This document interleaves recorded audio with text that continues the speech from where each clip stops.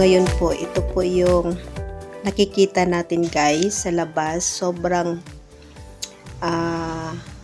makapal yung yung fogs. So first time po nangyari ito sa amin dito sa aming location. Hello everyone, ito po si Charching ng Succulent Davao and welcome sa ating YouTube channel. And for today's video, ayan, medyo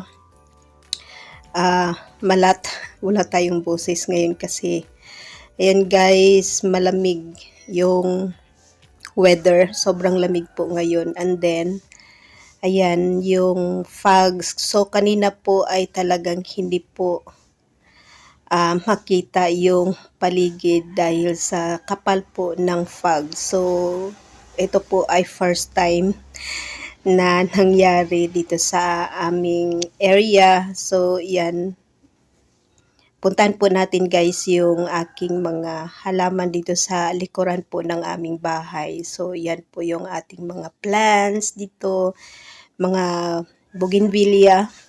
And then meron tayong dito, sila dito guys, halo-halo na po yung ating mga plant dito sa labas ng ating bahay. And then heto yung ayan, bagong natin ngayon.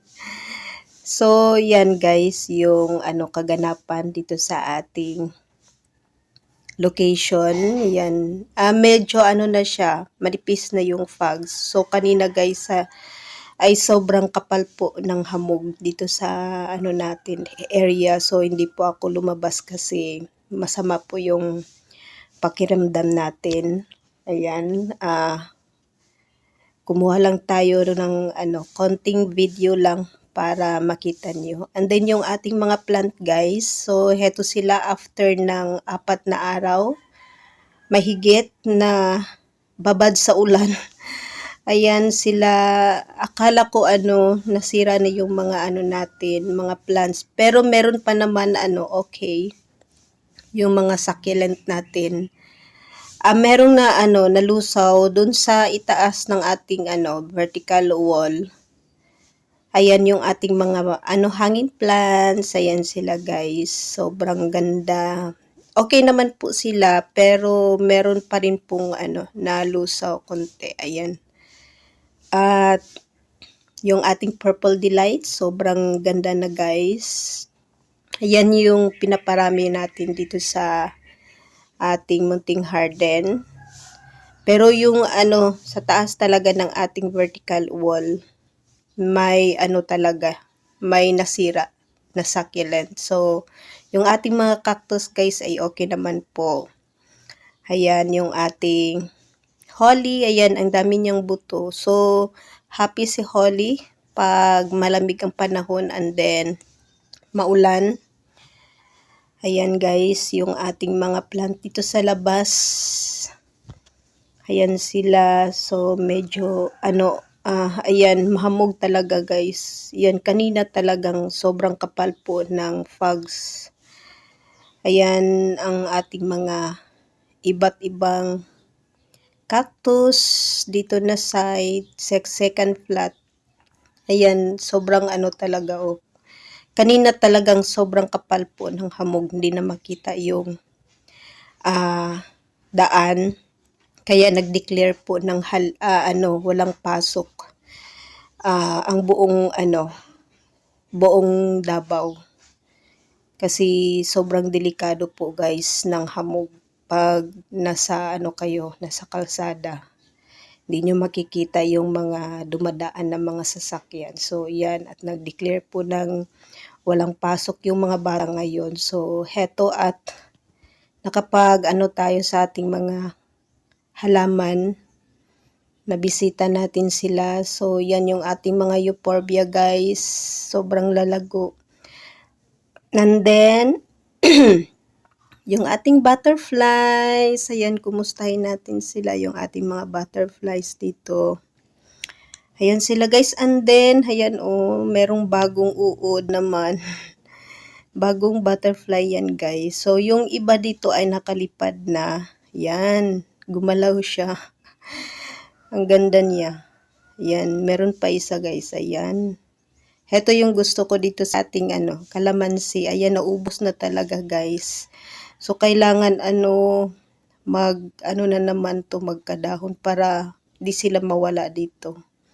Ayan sila. And then, sa baba, yan, yung iba dito nawala na. Yan yung bago. Ayan, dalawa. Malalaki sila na butterfly. So, yan guys, sobrang mahamog. And then, ayan yung araw.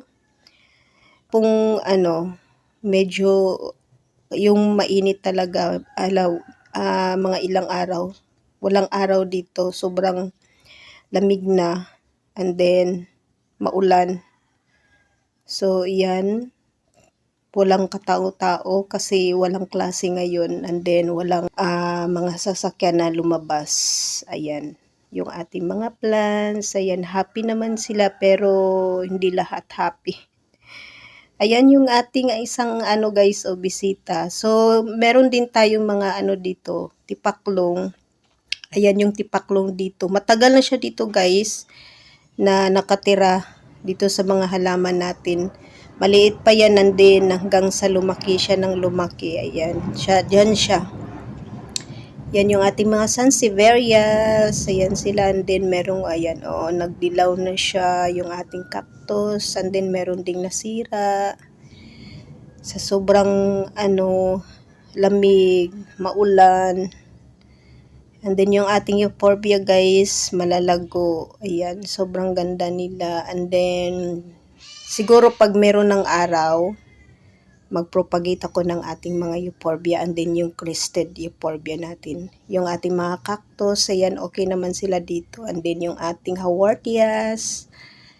So, yan guys, yung sobrang talaga yung boses ko. Nawala na yung boses ko. Ayan, yung ating Queen of the Nights. Ayan, Queen of the Night.